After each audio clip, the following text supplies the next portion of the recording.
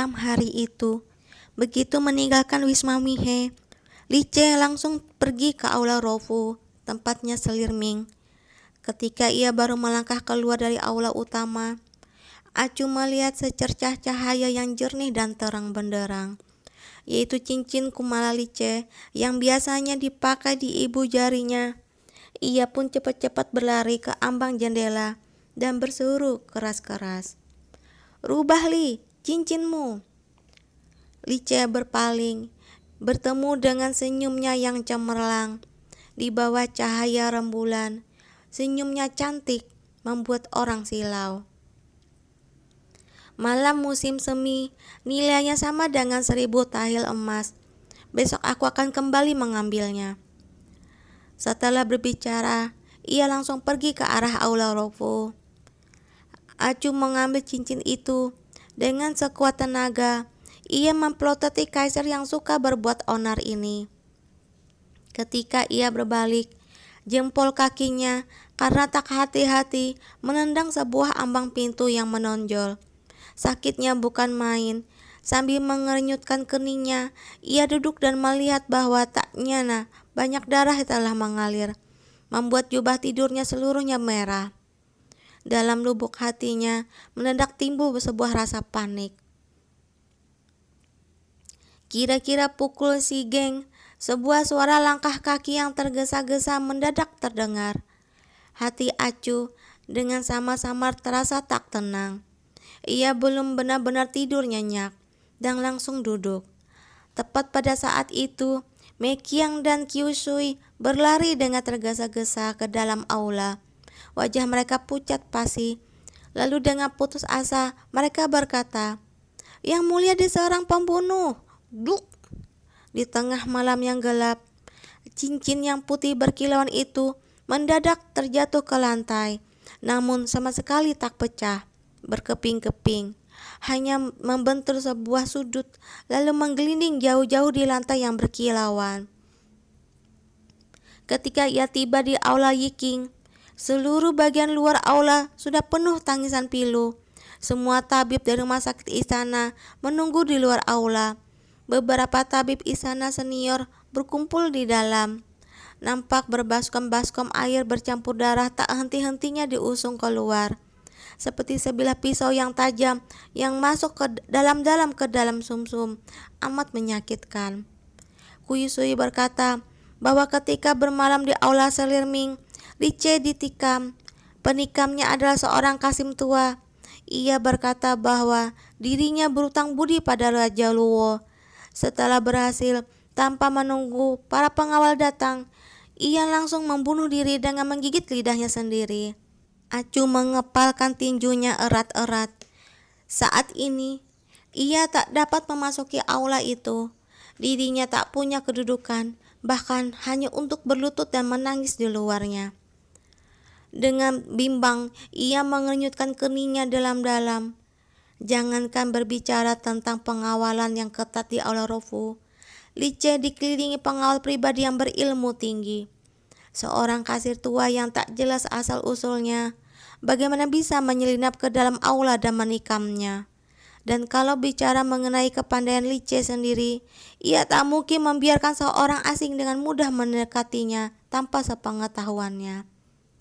Ia memandang ke kejauhan dan melihat ke sebuah lapangan kecil di depan aula itu.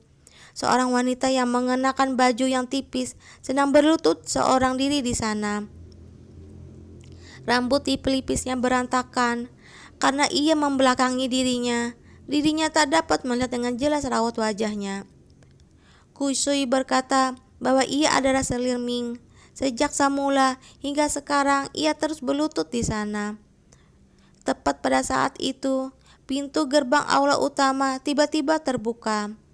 Sun Di bersama para menteri yang setia melangkah ke depan lalu dengan cemas bertanya, "Bagaimana keadaan luka yang mulia?"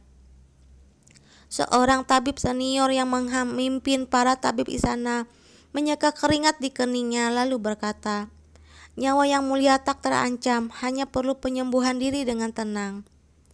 Begitu perkataan ini terucap, Pala Seril itu menangis keras-keras. Di halaman itu, tubuh Selirming menjadi lemas dan ia pun tersungkur di lantai. Tuan Kusun, yang mulia hendak menemuimu. Sang tabib tua berbicara, lalu pandangan matanya berputar. Setelah melihat Acu, ia mendadak berkata, dan juga nona ini. Untuk sesaat, semua pandangan mata yang meragukan dan keheranan berpusat padanya. Acu menarik napas panjang, dengan wajah tenang ia melangkah ke depan, menyapa Sundi, lalu dibawa pandangan penuh perhatian semua orang. Semua ke dalam aula utama. Aula utama ditutup rapat-rapat, penuh dengan bau obat yang pekat. Sundi masuk terlebih dahulu. Setelah lama, ia keluar lalu berkata pada Acu, tenaga yang mulia lemah, berbicara dengan singkat. Mengerti. Acu mengangguk-angguk lalu melangkah masuk ke dalam aula, melewati berlapis-lapis tirai. Lice berbaring di ranjang yang boleh dikatakan adalah sebuah ranjang naga sangat besar. Warna kulit di wajahnya benar-benar tak baik. Acu tak pernah melihatnya seperti ini. Seluruh wajahnya kelabu, rongga matanya kehitaman, bibirnya seakan sama sekali tak dialiri darah. Ia menatap dirinya tanpa berkedip.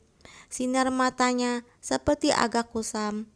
Ketika Acu mulai panik, ia tiba-tiba tersenyum dengan aneh. Lalu, dengan suara serak, berkata dengan santai, aku telah membuat kalian takut.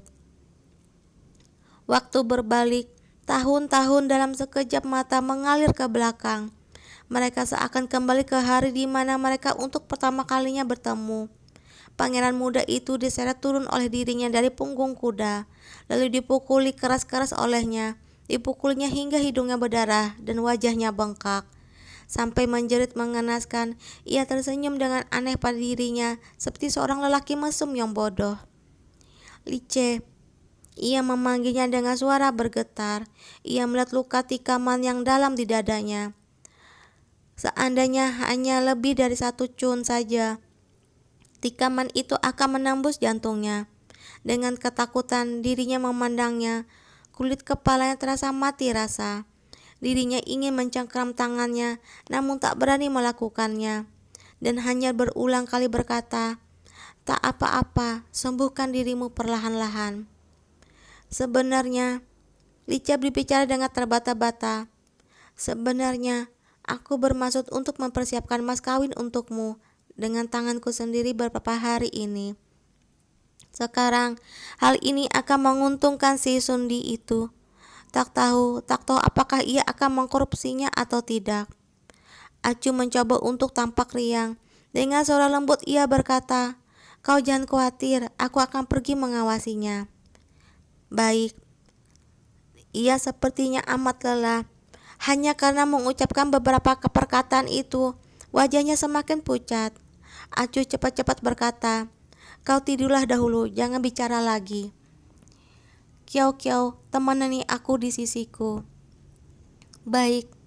Acu cepat-cepat mengangguk. Aku tak akan pergi kemana-mana. Aku akan menemanimu di sini. Setelah Lice tidur nyenyak, ketika para tabib datang untuk mengganti obatnya, Acu melihat luka itu dengan mata kepalanya sendiri. Kekhawatirannya terhadap lukanya semakin dalam. Namun, sekarang bukan saatnya untuk mengurus hal itu. 3 hari kemudian, kondisi luka Lice bertambah baik. Warna kulit wajahnya pun tampak jauh lebih baik. Pagi menjelang siang hari ini, ketika Acu sedang mengipasinya di dalam aula, ia mendengar suara ribut di luar. Sambil mengangkat alisnya, ia pergi melihatnya. Kuyusui berlari masuk dengan tergesa-gesa, lalu berkata dengan lirih di telinganya, Ibu Suri sudah kembali ke istana. Acu terperanjat. Ia cepat-cepat melangkah keluar. Sebelum keluar dari pintu gerbang aula Yikin, Joli burung Horn sang Ibu Suri nampak mendekat dengan berkelok-kelok. Setelah memberi salam pada Ibu Suri, ia ikut kembali ke aula Yikin. Para gadis pelayan menyingkap tirai. Ibu Suri mengenakan pakaian sederhana berwarna hijau. Acu menengadah memandangnya. Mau tak mau hatinya terasa dingin. Dirinya hanya beberapa tahun tak bertemu dengannya. Namun Ibu Suri seakan berubah menjadi orang lain. Wajahnya amat tua hingga tak bisa dikenali. Seluruh rambutnya telah memutih, kerut-merut di wajahnya amat dalam. Matanya hampir cekung dan amat merah. Ketika ia baru turun dari Joli, air matanya langsung bercucuran. Dengan suara sedih ia berkata, "CR ku, bagaimana? Bagaimana keadaan CR ku?" Lapor pada Ibu Suri, Yang Mulia sudah tidak berada dalam bahaya, hanya perlu menyembuhkan diri dengan tenang. Sambil menguncurkan air mata, sang Ibu Suri memaki, "Kalian para pelayan ini sebenarnya bagaimana melayaninya? Kalau sampai terjadi sesuatu pada Yang Mulia, kalian akan kukubur selamanya." Setelah berbicara, ia melangkah ke aula Yikin. Para pelayan yang ketakutan semuanya berlutut di tanah. Semua tak berani mengangkat kepala mereka. Tak ada yang berani menghalangi rombongan Ibu Suri. Acu mengikuti di belakangnya sampai masuk ke aula Yikin. Saat ini Lice masih tidur. Begitu melihatnya, air mata Ibu Suri bercucuran. Dengan terhuyung-huyung ia menghampirnya seakan hendak mengelus wajahnya. Seorang dayang di sisi Ibu Suri berjalan ke depan Acu, lalu berkata sambil mengernyitkan kening, "Kau orang siapa? Kenapa ada di sini?" Ibu Suri datang menjenguk Yang Mulia. Semua orang tak sedang bertugas harus segera mundur. Kening Meki yang berkerut hendak berbicara, namun Acu menjulurkan tangannya dan menarik lengan bajunya, lalu menunduk dan berkata, "Mengerti." Setelah berbicara, ia membawa Mekiang dan yang lainnya keluar dari aula Yikin. "Nona, Yang Mulia menyuruhmu menemaninya." Acu menghela napas lalu berkata, "Ibunya sudah pulang. Kita punya alasan apa untuk terus menunggu di sini?" Di sampingnya, Kyusui berkata, "Tak nyana, Ibu Suri sangat menyayangi Yang Mulia." Saat itu, Tuanku Sundi berjalan menghampiri mereka dari depan. Ketika melihat Acu tertegun, ia bertanya, "Kenapa Nona tak berada di aula Yikin?" Meki yang cepat-cepat berkata, "Ibu Suri sudah pulang. Ia mengusir keluar Nona ini." "Ibu Suri?" Begitu mendengar perkataannya, Sundi langsung tertegun. Ia berbalik dan berjalan dengan langkah-langkah lebar ke aula Yikin. Lalu berkata dengan suara rendah, "Siapa yang menyambut Ibu Suri pulang? Apakah kabar tentang Yang Mulia diserang pembunuh sama sekali tak diketahui di luar? Kenapa Ibu Suri bisa pulang?"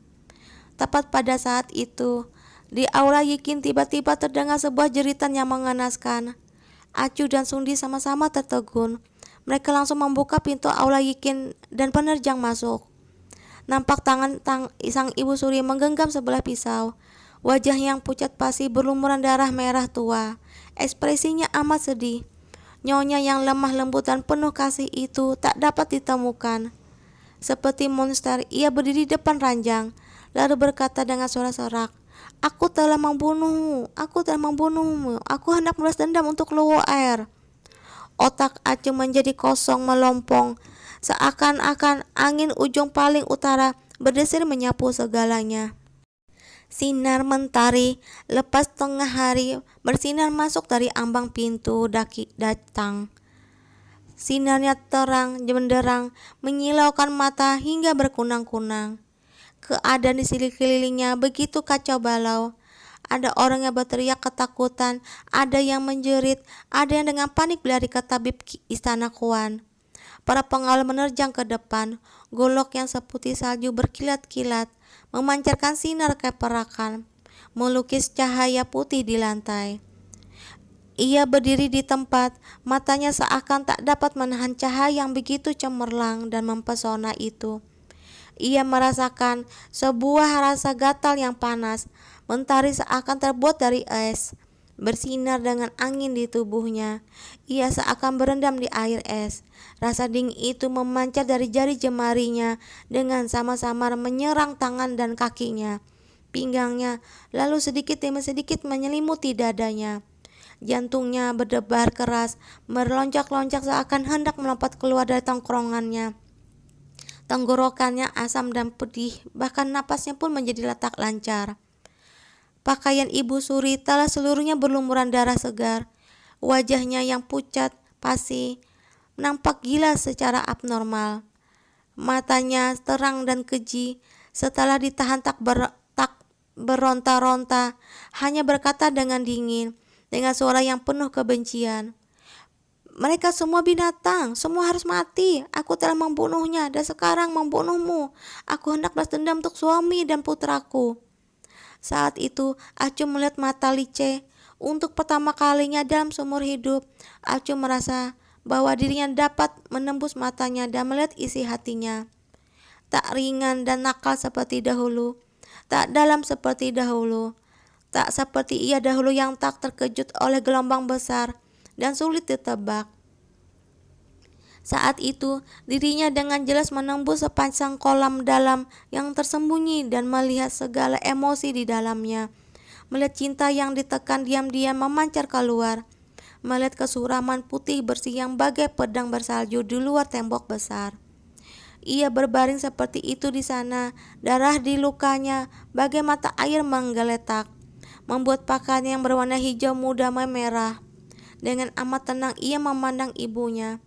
Di matanya tak ada rasa terkejut, tak ada kebencian, hanya ada kelelahan luar biasa yang terukir di tulang, yang datang dan menggulung semuanya, menenggelamkan raut wajahnya yang tampan. Di luar jendela angin berdesir, menggoyang-goyangkan kertas pelapis jendela yang tipis. Di lantai, darah mengalir dengan berkelok-kelok. Sosok-sosok manusia yang padat memburu ke depan, menghentikan aliran darahnya, mengobatinya. Di luar aula kembali terdengar suara panik orang-orang istana. Semuanya bagai pantomim tanpa suara. Acu tak bisa melihat apapun, tak bisa mendengar apapun. Ia hanya dapat memperhatikan, matanya dengan terpana. Sebuah sensasi sedingin es satu cun demi satu cun merayap di kulitnya, sampai ke lubuk hatinya.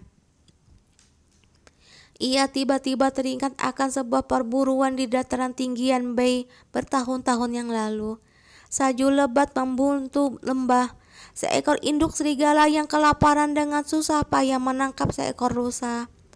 Ketika sedang hendak mengunyah, anak-anaknya yang mengkerut di sampingnya berjalan maju, lalu dengan sembunyi-sembunyi menggigit daging rusa itu. Sang induk serigala langsung marah, mengayunkan cakarnya dan mencakar sang anak. Serigala kecil terluka karena cakaran, lalu menyelinap ke bawah pohon dan memandang sang ibu dari kejauhan, mendenging-denging, namun tak berani maju ke depan. Sinar matanya begitu sedih, seperti seorang anak yang dicampakkan. Seseorang datang menarik dirinya, namun ia berkeras tak mau pergi. Kakinya seakan menumbuhkan akar, bagaimanapun juga tak mau melangkah. Tiba-tiba ia begitu ketakutan, pembuluh darahnya sedingin es. Jari-jarinya mau tak mau gemetar, ia tak mau keluar. Darah itu menusuk matanya. Ia takut kalau ia keluar, setelah itu ia tak akan dapat masuk lagi. Semakin lama, semakin banyak orang yang berkumpul. Ada orang yang berbicara dengan nyaring di telinganya. Kain sutra yang rapuh tak kuat ditarik seperti ini. Suara robekan pun terdengar. Sekonyong-konyong ia berseru dengan suara yang amat keras, mendorong orang-orang hingga mundur, lalu langsung berlari ke dalam aula. "Tangkap dia!" Seorang pengawal berteriak. Semakin lama, semakin banyak orang istana berdiri ke arahnya. Dengan tegang ia mundur, setiap cun kulitnya menggigil kedinginan. "Lepaskan dia!" Sebuah suara yang berat tiba-tiba terdengar, begitu serak, bagai angin yang bertiup lewat ubun-ubun yang sudah rusak. Lica setengah bangkit, dadanya bersimbah darah, jari-jarinya pucat menunjuk ke arah dirinya yang dari jauh. Yang mulia, Anda tak bisa bergerak dengan sembarangan." Teriakan-teriakan terdengar secara beruntun. Sosoknya ambruk dari ranjang. Darah menyembur dari mulutnya, bagai sutra berwarna-warni cemerlang yang robek. Acu seakan terjatuh ke dalam kolam es. Sebuah sensasi dingin yang begitu kuat merayap naik dari punggungnya. Pintu kamar ditutup rapat-rapat. Sinar mentari terhalang di luar. Sinarnya menembus kertas pelapis jendela, tersaring menjadi bayang-bayang yang berbintik-bintik. Acu berdiri di luar kerumunan orang, tak bisa melihat raut wajahnya. Hanya ada sebuah tangan yang pucat pasi menjunta dari balik selimut, amat putih, sama sekali tak berwarna. Sang mentari sedikit demi sedikit naik ke angkasa, lalu sedikit demi sedikit tenggelam di barat pula. Bulan yang dingin merayap naik ke puncak pohon, memancarkan sinar putih di luar aula Yikin. Pasir dalam jan pasir mengalir, persis seperti kehidupan dalam raga itu yang perlahan-lahan diambil pergi.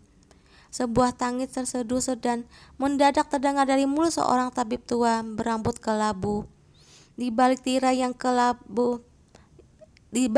yang berkabut, seorang wanita nampak seperti asap hitam, lalu mendadak tersungkur. Di balik tenda yang tebal, pemandangan matanya tak jelas, hanya melihat dengan samar-samar sebatang lilin merah bergoyang-goyang. Ketika tersadar, keadaan di sekelilingnya sunyi senyap. Dalam keadaan linglung, ia mengira bahwa dirinya masih bermimpi. Ia melihat wajah Mekiang yang terkejut dan kegirangan, namun hatinya tiba-tiba nyeri. Sepatu pun tak ia pakai, ia menyingkap selimut dan langsung melompat turun dari ranjang. Nona Chu ada. Di luar terdengar seorang laki-laki yang berbicara dengan cepat. Dengan rambut terurai dan kaki telanjang, ia berlari keluar. Wajahnya pucat pasi seperti hantu. Begitu melihat dirinya, air muka Sundi mendadak berubah menjadi sedih. Ia menunduk tanpa berkata apa-apa, lalu berkata dengan pelan, Yang mulia hendak bertemu denganmu." Aula Yikin berubah menjadi amat tenang, sunyi senyap. Ia melangkah masuk, menembus kelambu dan tirai yang berlapis-lapis. Melangkah sampai ke hadapan ranjang naganya. Dengan samar-samar ia merasa bahwa dirinya akan melebur dalam aula utama yang sepi itu. Ia berlutut di sisi ranjang, jari jemarinya sedingin es. Dengan perlahan ia menjulurkan tangannya. Ujung-ujung jarinya pun menyentuh lengannya. Namun setelah itu ia mundur. Ia merasa bahwa tubuhnya dibandingkan dengan tubuhnya sendiri sangat dingin. Bagai salju di dataran tinggi Yenbe yang sepanjang tahun tak meleleh, bagai gletser yang tak berubah sepanjang masa. Napas Acu begitu pelan, suaranya bagai sayap kupu-kupu yang dalam sekejap mata akan terbang pergi. Dengan amak lirih terdengar dalam suara aula itu, "Lice, aku datang menjengukmu." Bulu mata Lice agak bergerak-gerak. Setelah itu ia membuka matanya. Pandangan matanya perlahan-lahan terfokus. Tanpa berkata apa-apa, ia memandanginya. Sinar matanya begitu tenang, seakan dengan sama-sama menyimpan begitu banyak hal. Dengan susah payah, ia mengangsurkan tangannya, lalu melambai ke arahnya. Setelah itu ia sambil tersenyum hambar, ia berkata dengan lirih, "Kiau, kiau." Air mata Acu bercucuran dari rongga matanya. Dengan perlahan ia menggenggam tangannya. Hanya dalam beberapa hari saja, tak nyana ia sudah begitu kurus seperti ini. Buku-buku jarinya menonjol, rasa duka mencekik tenggorokan Acu. Ia terseduh dan tak kuasa bersuara. Air matanya bercucuran. Dahi Lice berkerut. Ia menjulurkan jari tangannya, lalu dengan lembut menyeka pipi Acu yang sedingin es. Setelah itu ia berkata sambil tersenyum, "Jangan menangis, semua ini salahku." Air mata Acu jatuh berderai-derai. Ujung-ujung jarinya mengandung rasa duka yang amat dingin. "Aku berjanji akan selalu menemanimu, seharusnya aku tak keluar." Lice mendadak tertawa. Ia berpaling terlentang di ranjang, memandangi atap ranjang yang penuh pola hias yang rumit. Di atasnya disulam perkataan, "Semoga panjang umur selamanya," dengan huruf-huruf kuno. Huruf-huruf itu memenuhi seluruh ranjang naga itu dengan penuh sesak. Suaranya tenang dan kalem, sama sekali tak mengandung amarah. Dengan tenang ia berkata, "Bagaimana bisa menyalahkanmu? Dia itu ibuku, ibunda ratuku." "Siapa?" Tiba-tiba ia terengah-engah dengan hebat. Suaranya lemah dan tak berdaya. Acu terkejut dan hendak mencari tabib, namun tangannya dicengkram erat-erat olehnya. Tenaga di pergelangan tangannya begitu kuat, hampir tak dapat dibayangkan bahwa orang ini sedang terluka parah. Siapa yang dapat menyangkanya? Benar, siapa yang dapat menyangkanya? Angin malam menerobos lengkungan-lengkungan atap, meniup telinga patung binatang penjaga atap yang terbuka, menimbulkan suara mengaung. Di kejauhan terdengar suara tangisan tertahan pada wanita Isana. Suaranya dapat amat sayup-sayup melayang ke arah mereka. Tadinya aku ingin mengantarkanmu untuk menikah sendiri. Sekarang aku khawatir tak bisa lagi. Tak akan, Acu mendadak berkata dan keras kepala. Suaranya begitu keras, bergema di aula utama yang sepi itu. Bagai sehelai daun yang berpusar-pusar, dengan sekuat tenaga, ia menggenggam tangannya seakan sedang berebut dengan orang lain. Tak mungkin terjadi apa-apa padamu. Lice memandangnya. Ia mendadak tersenyum dengan lembut. Senyum itu mendadak bagai sebuah pusut yang menusuk hati Acu. Dirinya begitu panik, air matanya berlinangan di pipinya, lalu mengalir masuk ke dalam mulutnya. Rasanya pahit tak tertahankan. Lice, jangan pergi ya. Dengan pelan, ia menggoyang-goyangkan lengan Lice seperti seorang anak yang kesepian. Kalau kau tak ada, aku bagaimana? Kalau aku terkena masalah, siapa yang akan membantuku? Kalau aku tak punya tempat untuk ditinggali, siapa yang akan membiarkanku makan minum dengan cuma-cuma?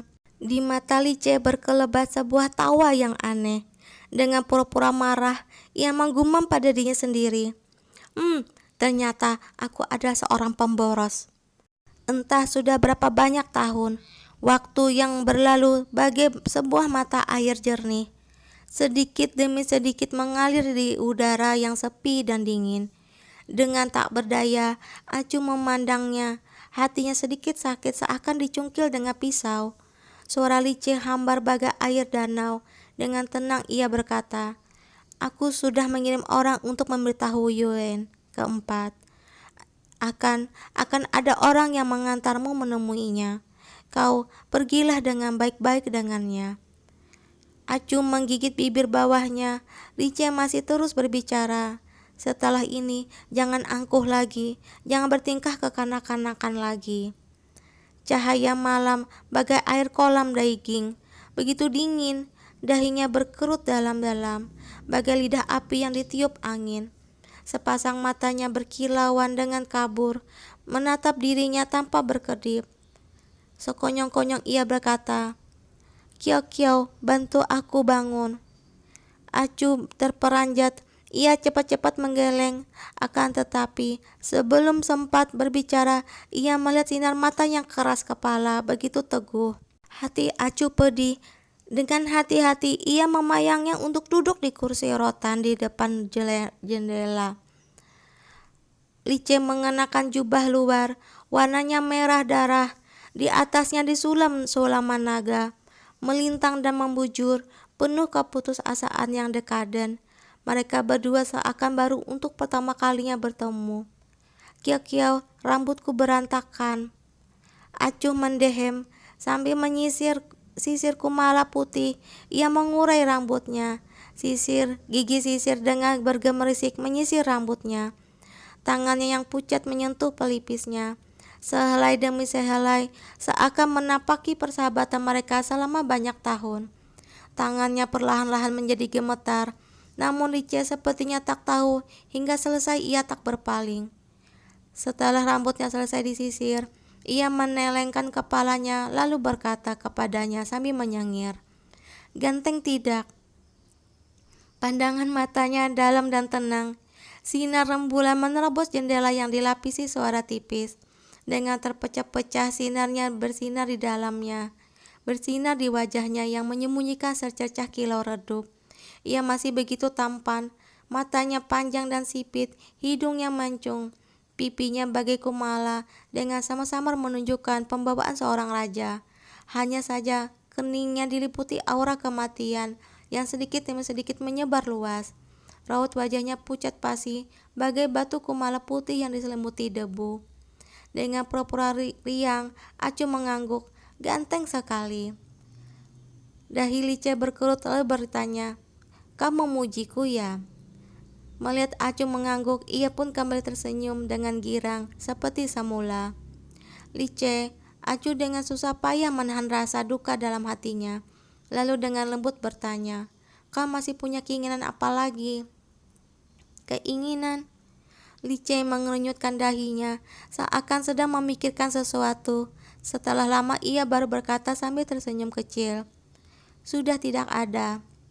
Napasnya tiba-tiba agak tersengal-sengal. Ia menjulurkan tangannya dengan gemetar, lalu berkata dengan lembut, "Kio Kio, biarkan aku memelukmu." Angin di luar jendela mendadak menjadi kencang, meniup jendela kecil hingga agak terbuka. Cahaya rembulan menyinari aula utama yang sepi itu hingga menjadi pucat, menyinari segala penjurunya hingga seputih salju. Angin bertiup dari kolam Daiking yang jauh, membawa aroma lutus yang murni. Tenggorokan Acu seakan dicekik orang, amat sakit. Ia berlutut di lantai, setengah bersandar di dadanya. Air matanya tetes demi tetes bercucuran, membasahi pakaian Lice. Napas di ubun-ubunnya sedikit demi sedikit menghilang, bagai angin yang meniup bunga ceri dengan penuh kasih sayang. Lalu sama sekali tak bersuara lagi. Cahaya rembulan dengan miring menyinari tubuh mereka. Di tengah cahaya yang temaram, seakan ada amat banyak kenakalan masa muda. Seorang lelaki tersesat pakaian merah dan berambut sehitam tinta turun dari langit, menghembuskan napas di belakang telinganya dan bergurau, "Belum berhenti juga." Waktu bagai sebuah mimpi besar yang ramai, yang tersisa hanya sebuah warna pucat yang pekat. Mata Acu bagai abu yang terbakar habis, amat dingin, sinar matanya kosong. Ia bangkit dengan pelan. Ketika yang berpaling melihatnya, Lice masih duduk dengan tenang, kepalanya miring seakan sedang tenggelam dalam sebuah mimpi indah. Kepingan-kepingan memori tersebar dan buyar. Lelaki yang penuh kemewahan dan pesolek itu selapis demi selapis meninggalkan raga topengnya. Pohon liu hijau jamrut yang indah di masa lalu itu, keindahan dan kemewahan, akhirnya meleleh menjadi kekeruhan dan kesepian hari ini. Bagai memantulkan sinar mentari terbenam, meleleh dan masuk ke dalam pemakaman di tengah malam. Tiba-tiba, pintu gerbang istana terbuka. Sinar rembulan yang dingin tanpa terhalang menyinari tubuh Acu. Di tempat di kejauhan sepekat tinta, di depan pintu aula halaman dipadati para menteri, pejabat istana dan wanita-wanita istana belakang yang berlutut. Sundi memandangnya, sinar matanya mengandung suatu pertanyaan yang gemetar. Dengan linglung, dirinya memandangnya, sekujur tubuhnya lemas. Akhirnya dengan amat perlahan ia mengangguk. Kaisar sudah mangkat. Tangisan yang amat keras pun serentak menggema sampai ke langit ketujuh. Di seluruh istana, di mana-mana terdengar raungan penuh duka. Suara gentak kematian yang amat panjang menembus kabut malam. Oke teman-teman, sampai di sini dulu ya ceritanya. Besok Acil lanjutkan lagi. Assalamualaikum warahmatullahi wabarakatuh.